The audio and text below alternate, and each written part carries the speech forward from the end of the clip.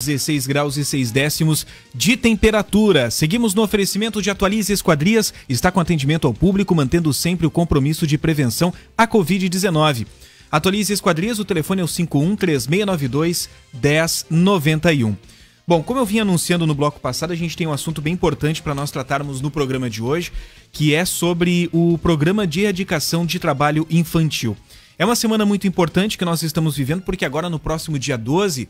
todo mundo se lembra do Dia dos Namorados, né? Mas a gente tem uma data muito importante, eu diria até mais importante do que o Dia dos Namorados, que é o Dia Mundial contra o Trabalho Infantil. Então é por isso que a gente está recebendo aqui a minha amiga Tielen Garcia, que é coordenadora do CREAS, aqui na cidade de Camaquã, e também a Elisete Jacobsen, que é psicóloga, e vão bater um papo agora com os nossos ouvintes, principalmente explicar como funciona todo esse processo. Vamos começar então com a coordenadora, a Tielen Garcia, conversando um pouco com os ouvintes. Boa tarde. Boa tarde, tudo bem, Gil? Bom, eu sou coordenadora, então, do CREAS, né, que é o Centro de Referência Especializado de Assistência Social. O nosso trabalho é quando há violação dos direitos, né, dos usuários, sejam crianças, né, mulheres vítimas de violência, idosos, né, todo tipo de violação de direitos. Bom, né? então o CREAS ele não atende somente questões envolvendo crianças. A gente tem uma série de atendimentos que são realizados. Sim, exatamente. E como é que funciona esse trabalho de vocês? Bom, o nosso trabalho é fazendo acompanhamento com as famílias, né? O nosso atendimento é psicossocial, não é atendimento terapêutico, né? Não é clínico. Então, nós fazemos esse acompanhamento para fortalecer os vínculos familiares, reconstruir esses vínculos que foram quebrados, né? Muito importante. Em questão dessa violação de direitos. Muito importante esse trabalho que é feito aqui na nossa cidade. Bom, quem está com a gente aqui também é a Elisete Jacobsen. Ela é psicóloga e atende casos nesse sentido. Vai conversar um pouco aí sobre esse dia, essa data muito especial que será lembrada nesta semana, que é o Dia Mundial contra o Trabalho Infantil, né, Elisete? Boa tarde. Boa tarde aos ouvintes, boa tarde, Gil. É um prazer poder estar aqui novamente, já é o terceiro ano que eu estou aqui falando sobre este assunto e vou explicar para os ouvintes, né, porque muita gente desconhece o que é o PET. O PET, como tu falou, é o Programa de Erradicação do Trabalho Infantil e ele é vinculado ao CREAS, né, porque é quando houve uma violação de direito. É um programa do governo federal, integrante da assistência social, por isso que ele é vinculado ao CREAS.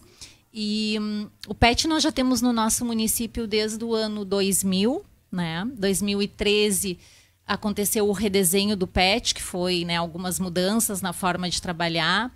2014 Camaquã aderiu então a esse redesenho e nós temos então realizado, né, um trabalho desde então.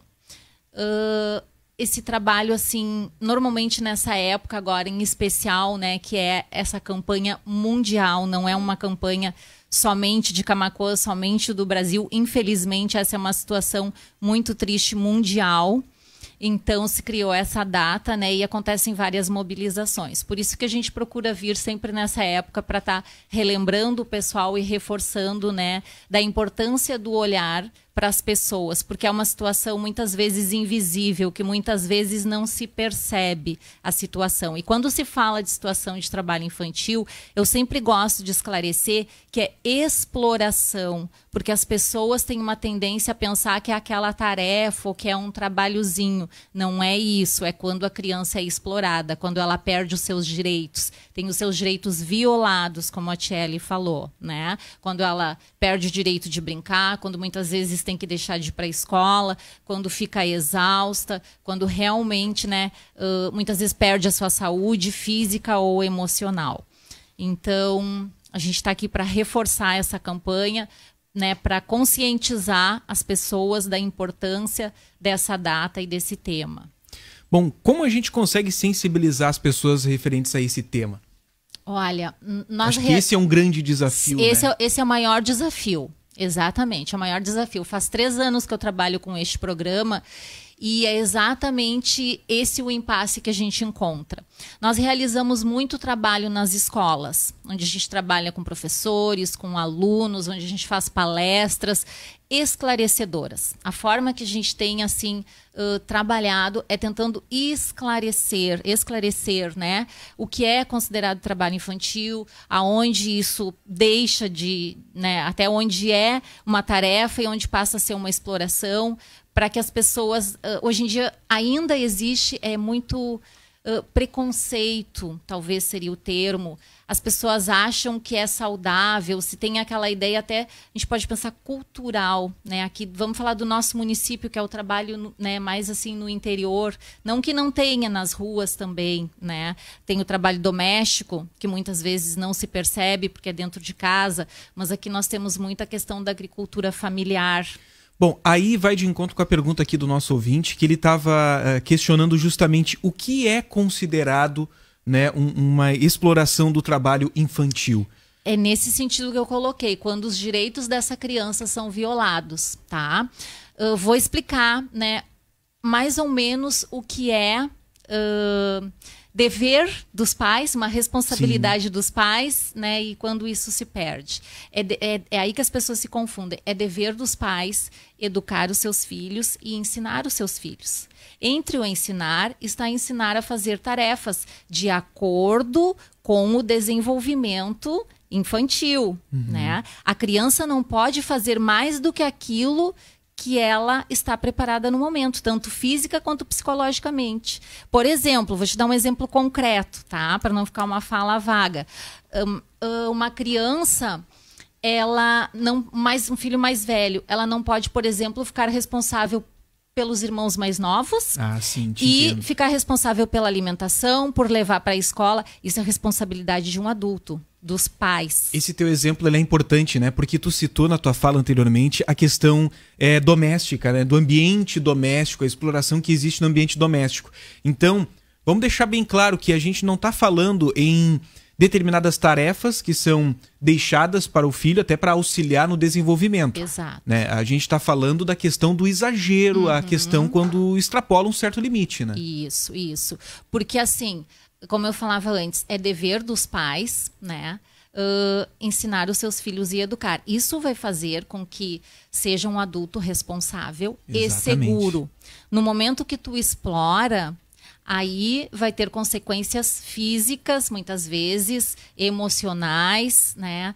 Para quando essa pessoa for adulto, vai ser um adulto inseguro e muitas vezes é aquela criança que não vai conseguir se desenvolver na escola, porque aqui no Rio Grande do Sul nós temos uma característica muito peculiar que a questão do trabalho infantil não retira as crianças da escola. Elas vão para a escola, só que elas vão tão cansadas que elas não conseguem aprender.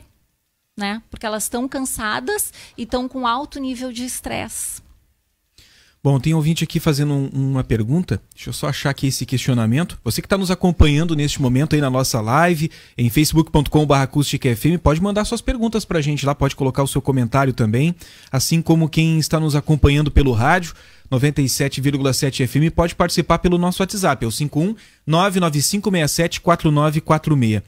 Eu não estou achando neste momento aqui o questionamento do nosso ouvinte que tinha mandado uma pergunta aqui, mas ele falava alguma coisa a respeito de exploração psicológica. Eu acho que não seria exploração a palavra correta, eu acho que é... Aí seria uma violência psicológica. Isso, eu acho que seria essa a palavra correta, eu acho que a pessoa utilizou um termo incorreto. Seria né? uma agressão psicológica, né, que a gente chama, e aí seria, né...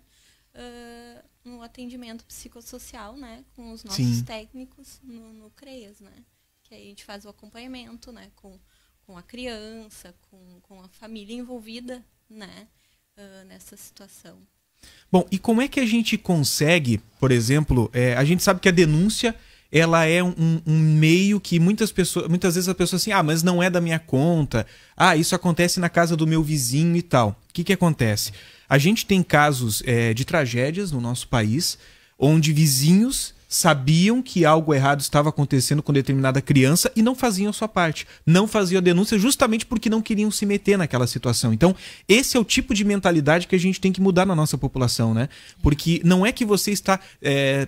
se metendo naquele ambiente familiar, não é nada disso, mas você está daqui um pouco evitando que algo pior aconteça. Isso a gente precisa deixar bem claro para a nossa população, que ela também faz parte, né, de uma situação como essa quando ela acaba não denunciando, né? Exatamente, Gil, tu colocou uma questão bem importante, né? O PET é um programa do governo federal, ele é vinculado ao CREAS, mas ele não é responsabilidade minha, da Tielen, do CREAS. O PET, ele é um trabalho que é intersetorial, ele envolve vários setores, tanto que nós temos uma comissão municipal, né, com vários representantes, mas principalmente é uma responsabilidade da sociedade. E aí cabe a cada um fazer a sua parte. E tem os canais de denúncia, né? Nós temos o Disque 100, que ele é gratuito e é anônimo, e também dá para acionar o Conselho Tutelar, dá para ligar e solicitar uma averiguação. Né? Então, tem formas de fazer isso sem que a pessoa se envolva, mas sem que ela retire a responsabilidade. Né? Bom, e como é que a gente consegue perceber que algo errado está acontecendo? A criança, por exemplo, no ambiente escolar, né? Em breve nós vamos ter o retorno das aulas, né? A gente não tem uma data prevista para isso. Mas de que forma a gente consegue perceber através do comportamento da criança ou alguma outra forma que existe algo errado, que a gente precisa ir atrás e fazer uma investigação para ver o que está acontecendo?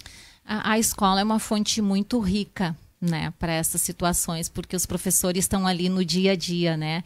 E normalmente, assim, ou os alunos trazem para os professores, às vezes verbalmente, ou o professor, se ele tiver um olhar para além, né, ele vai perceber muitas vezes o cansaço, não só o cansaço, né, mas a criança pode mudar o comportamento, uma irritabilidade, ela pode apresentar mudanças que, se a pessoa estiver atenta, ela vai perceber, mas principalmente o cansaço. Bom, você falou sobre aquela questão da delegação de tarefas exageradas, né, para uma criança, alguma coisa nesse sentido, como você mesma disse, né? Existem ainda crianças que acabam cuidando dos irmãos menores, sendo os responsáveis pela alimentação, fazendo tudo naquele ambiente ali daquela residência. Que tipo de prejuízo isso pode trazer para essa criança?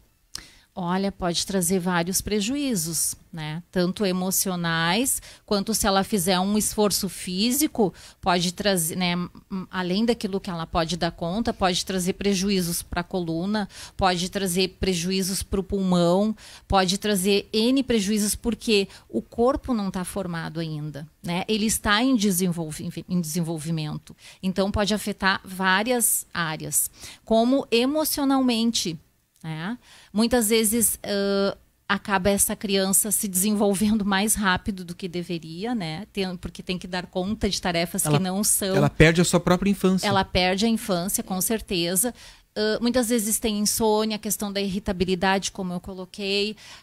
Quando for adulto, às vezes acaba tendo uma depressão. Então, são muitos os fatores envolvidos. Bom, com relação àquela criança que ela fica muito tempo no ambiente dentro da sua casa, né? Por exemplo, ela não tem nenhum outro tipo de atividade, né? Além da escola, por exemplo, ela fica um final de semana inteiro, por exemplo, em frente a um videogame, ou utilizando games através de um smartphone, alguma coisa nesse sentido. Ou seja, ela não tem nenhum tipo de convivência com outras crianças. De que forma isso afeta essa criança? Na verdade, isso não é exatamente vinculado ao trabalho infantil, né? Já seria uma outra situação. Não, eu pergunto pela sua especialização como psicóloga, né? O que você já tem acompanhado de coisas nesse sentido? É que, na verdade, tudo tem que ter um limite e um equilíbrio, né? E aí sempre entra a responsabilização dos pais, porque tudo que é de mais ou de menos pode acabar prejudicando, seja emocionalmente ou seja, né, da forma que for. Hoje em dia a gente tem, né, muitos transtornos, até a própria questão, né, de dependência, já existem estudos de redes sociais, enfim, de jogos. Então, sempre fica o alerta para os pais estarem muito atentos a todas essas questões, né, para ter um monitoramento, por mais que seja difícil. Hoje em dia é necessário, porque tem muitos riscos até pelas redes sociais, como tu colocou, né? Inclusive questões que podem envolver, aí a gente pode pensar nas questões sexuais, né? Numa exploração sexual. Os pais também têm que estar atentos a esse tipo de coisa. É algo muito comum, né? Que pode acontecer. Bom, vamos falar um pouco aqui com a Tielen, porque como a gente está aí numa semana importante, né, onde nós teremos aí o Dia Mundial contra o Trabalho Infantil, quais são as ações que estão previstas? Existe algum tipo de ação diferenciada para essa semana, para que a gente consiga conscientizar melhor as pessoas? Bom, nós temos o Facebook do CREAS, né? Hoje já compartilhamos algumas informações, né, sobre o que é, né, o trabalho infantil e no decorrer da semana, né, a gente vai colocando mais informações através da página. Também amanhã, na parte da manhã, ali na esquina democrática, nós vamos estar expondo a faixa, né, com relação ao PET e a distribuição de alguns folders também, né, explicativos, alusivos ao dia. E quem quiser saber um pouco mais sobre o trabalho de vocês, como é que funciona? Até para aprender mais sobre o que vocês fazem. Tu diz sobre o CREAS? Isso, quem quiser saber um pouco mais aí sobre essas ações todas ali, daqui um pouco até apresentar sugestões, né? Isso, através da nossa página, né, do CREAS, que é CREAS, Centro de Referência Especializado da Assistência Social, né? Pode mandar mensagem por ali também, né, na nossa página. Ou na Secretaria, né, do Desenvolvimento Social, que é na Rua João de Oliveira, na antiga Escola dos Irmãos, número 55. Bom, Elisete, importante a gente frisar então que nós temos esses canais de denúncia, né? O próprio Conselho Tutelar, ele é um braço muito importante nesse processo todo, porque muitas vezes você faz uma denúncia para o Conselho Tutelar, a gente tem os conselheiros que vão até aquele endereço, vão fazer a averiguação daquela situação, conferir, e a partir daí se cria toda uma rede de apoio, como a gente está podendo perceber, né? Isso. Que não é simplesmente naquele momento, mas até depois, né? Para reconstruir aquele vínculo familiar, que é importante, né? Exatamente. Salientando, né?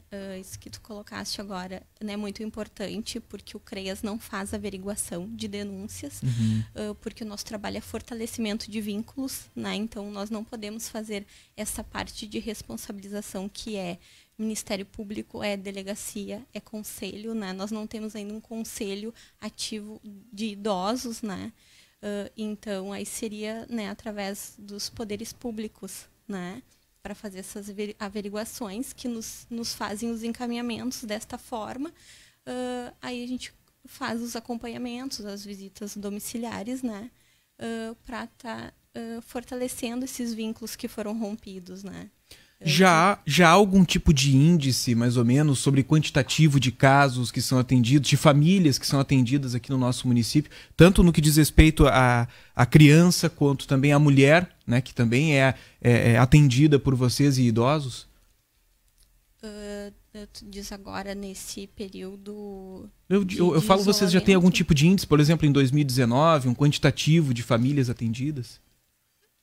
Agora, sim, eu não sei te precisar, né? Esse número, o que eu posso te dizer é que subiu muito esse índice nesse período, né, de isolamento, né, quanto à violação de direitos, né, tanto de questão de abuso, né, como a gente veio aqui no dia 18, né, de maus tratos, quanto a idosos, né, porque essa situação de isolamento, né, geral, né, faz com que as famílias fiquem mais tempo em casa, né? E infelizmente acaba aumentando esses índices todos, que a gente tem visto no Brasil inteiro, e Camaquã não é diferente, infelizmente, né? Exatamente.